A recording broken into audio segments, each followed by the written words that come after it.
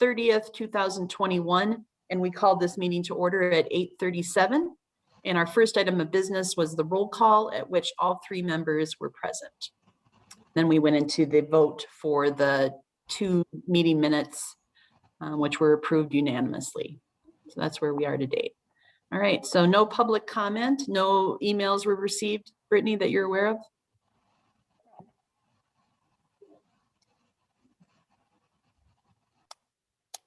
Brittany? Yeah, can you hear me? Okay, yeah, you didn't receive any emails from the public related to EVE? That's correct. Okay, thank you. All right, so our first item of new business then is the EVE fountain, which is out in front of the Civic Center. And there is a contract that John has worked with our vendor on for the 2021 work. So I'll give it over to John to give us a brief overview of that. Hey, good morning, everybody. Yeah, so we're staff's recommending to go into contract with K&M Enterprise, whom has extensive knowledge. We are considering them a sole source vendor because of their extensive knowledge. The owner of K&M Enterprise at one time had a lot to do with the startup and the original build of this fountain, so he's very, very aware of the how finicky that the fountain can be, and they've done a great job. We got them back engaged last summer after a season of exploring other vendors, and he proved to be the one-stop shop as far as being able to manage everything and repair very much sufficiently. We did a lot of upgrades last year, as you can see on some of the previous scope that we've done. So I'm highly recommending that we move forward on this this memo to continue the fountain service for the 2021 season. Did they get that updated computer installed, or the whatever that was called, the unit that kind of manages it or runs it? Yeah, they initially installed it's called a CPU, so CPU, yeah, computer program module. So it's all updated. It's all brand new. They still are yet to calibrate it because of the timing from last season. They got it initially installed, but they didn't have a chance to completely calibrate and everything because it was at the end of the season. So the plan is, if this is to approve, that's one of the main things that they're going to do once the fountain is started up, is get everything in working fashion and getting that CPO going. Okay. Any questions from the board? No question. Maria, I have a question. Does our procurement policy apply to EVE? It does, yes. Okay. Since this project is under 50,000, so we don't need to have multiple bids, correct? Yeah, we don't need to do a formal RFP if it's under 50,000, but technically we should get more than one quote. But we're recommending this as an optimal source, since we've tried to do the RFP in the past and it hasn't been successful. As John mentioned, this is a very finicky fountain, and this is the gentleman who seems to know it best. Yeah, and the analogy I can only come up with after my experience from the previous vendor other than K&M is I'm looking at the fountain as being like a high-end sports car. So it almost takes that high-end mechanic to maintain the high-end sports car, but just because of how finicky these fountain systems can be. There's very intricate pumps and valves and filter replacements. There's a lot involved in this. So that's why we're recommending them as an optimal source. Okay, thank you. Okay, if there's no other questions, I'll entertain a motion to approve. I'll make a motion to approve the contract with K&M Enterprise for the fountain. Okay. I'll second that. Any further discussion? Okay, so I'll take the vote. Director Underhill, Yes. Director Lowe, Yes, and Director DeAndre. Yes. Okay, that passes. All right, thank you, John. And then the next one, there's the proposal there that's just broken down. So they are scheduled to start May 1st or about there is when we'll have the fountain running, depending on the weather.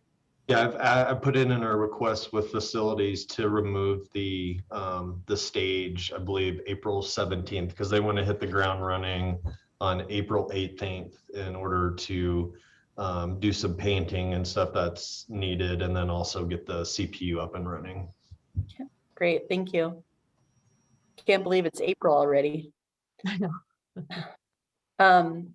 So then the next item is a recommendation to award a contract to HS3 Tech for security camera upgrades around the Civic Center. So John will give us a little overview of this as well.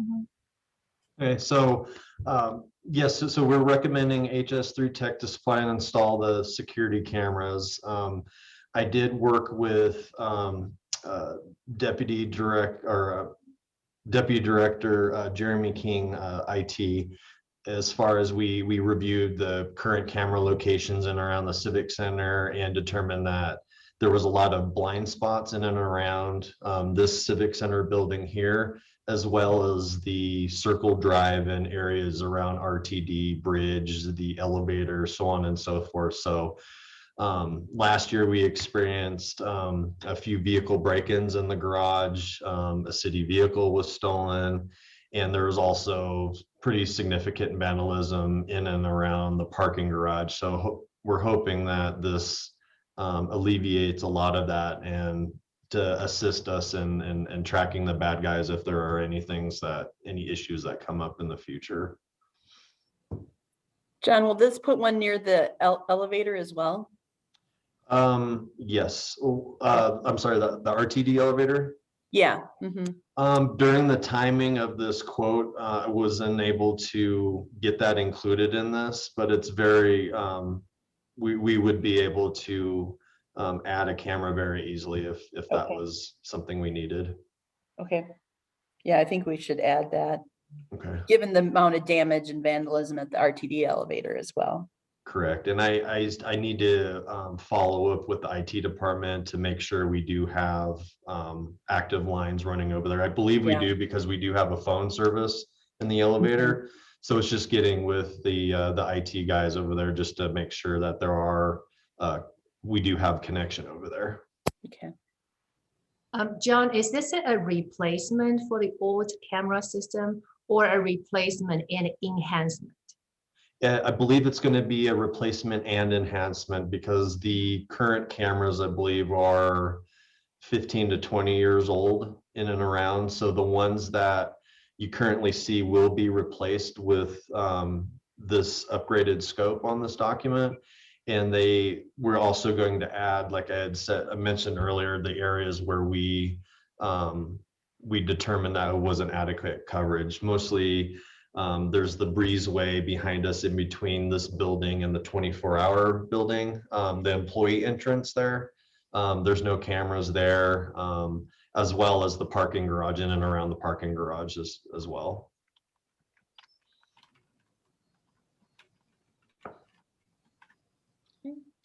If there's no further questions, I'll make a motion to approve the contract with HS3 Tech to include a contingency for not just the amount shown, but a contingency to allow for an additional camera at the RTD elevator if that's deemed possible. I will second that. Any further questions? Okay, then I'll take the roll. Director Underhill, Yes. Director Lowe, Yes. and Director DeAndre. Yes. That motion passes. Thank you. Okay. And then our third item, and we did get 2 quotes for that too, just FYI. So that was in line with the procurement policy as well. So back in November of last year, we received a letter from, this is the Guild, who is the subtenant in our building across the walkway here. So we do have a long-term lease within that building on the ground floor through the building owner, which is MDC. And so we sublease that space to the Guild, which is also known as Interwork Enterprises LLC. They run a business that's basically like a, you can use the offices on a short-term basis or a long-term basis, kind of as you need it. So a work out of the home or work out of the office kind of space. They have run into significant issues with COVID as a result, obviously, of not having people not wanting to use that space. So in November, we did make a motion, or I believe it was December, we allowed them to forego their rent through March of this year. So we're coming up on the end of March, and they would like to be considered that we extend that until June or through June. I believe that was what their original letter requested. And so I think we were going to, through July 2021. At the time when we voted on this in December, what we said was, we'll see how things are going with COVID in the spring. And so I think our question before us today is, do we want to have them continue to pay rent, knowing that we're kind of coming out of things, or do we want to extend that for maybe another month or 2, or go with the July that they are requesting? So I'll open it up for discussion. The question I Maria, do have, we know their monthly rent? It's about, I want to say about $3,400.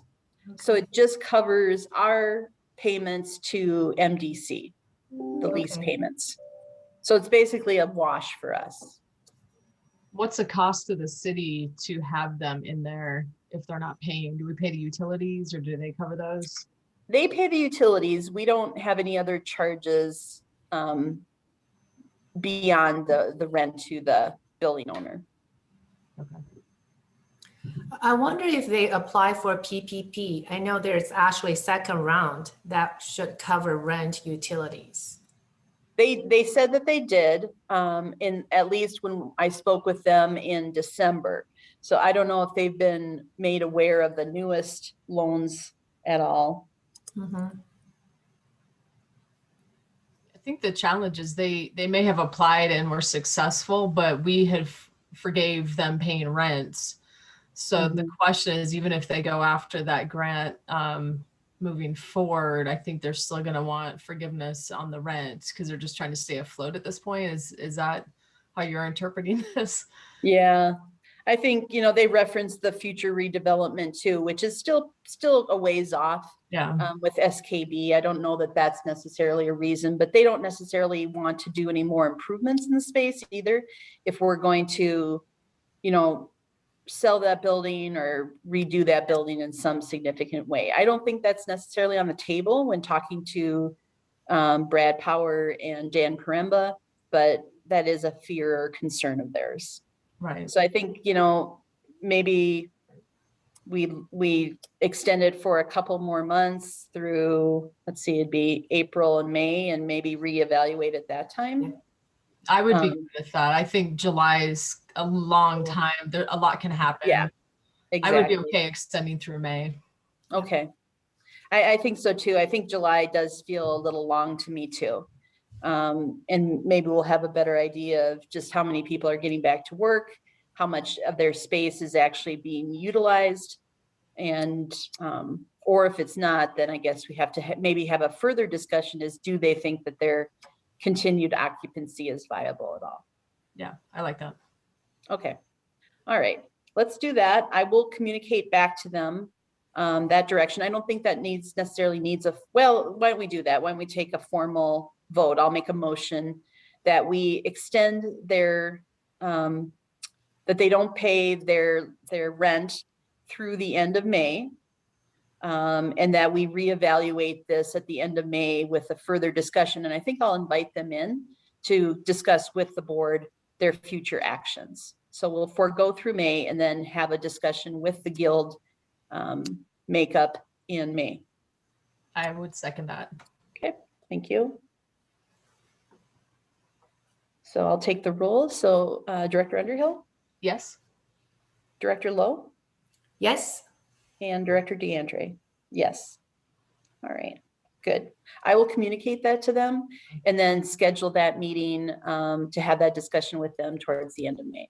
Okay. Sounds Okay. good. Is there anything else for the good of the group? I don't have anything. John, anything else to share or comments? We are going to be moving forward with the bird removal in the next few weeks. So we're just getting some power that's required implemented. So we have a means of plugging in the speaker system and all of that. But looking forward to getting the place cleaned up and stuff. I'm sure a lot of the patrons using the parking garage would appreciate their cars being cleaner. So. Yeah, can you describe that system? So it's not poison, it's Yeah. So it's it almost mimics predator sounds from my understanding of it. So it's an amplification and it'll go on during the active hours. It's all calibrated to the certain types of species of the bird and things like that. So it's it'll pretty much the humans can hear it with their naked ears, but for the most part it's to make like predator sounds and that deters the pigeons from nesting and things like that. so just to get them away from nesting or roosting in the garage and find other places to go, basically. Yes, it's the most humane method that we've discovered because we pretty much touched across everything. And this by far is the most humane means of doing it. So they will not be harmed whatsoever. Okay, great. Thank you. Mhm. We should put out a notice probably to the Civic Center users about that as well. Yeah, Just to let them know what's going on. Yeah, we're in the middle of pre-planning right now to get everything put in place, but absolutely. And chances are we'll probably do the cleaning and everything during the weekend when there aren't a whole lot of cars. But when that does happen, we'll definitely send out a message that everybody can park up on the second floor until we're all 100%. Okay, great, thank you. Thank you. Jackie, any comments or questions for the group? I'm good. Okay. All right, so with that, I'll call the meeting to order at 8:58 a.m. Thank you, everybody. Thank you. Yeah, thank Bye-bye. you. Bye.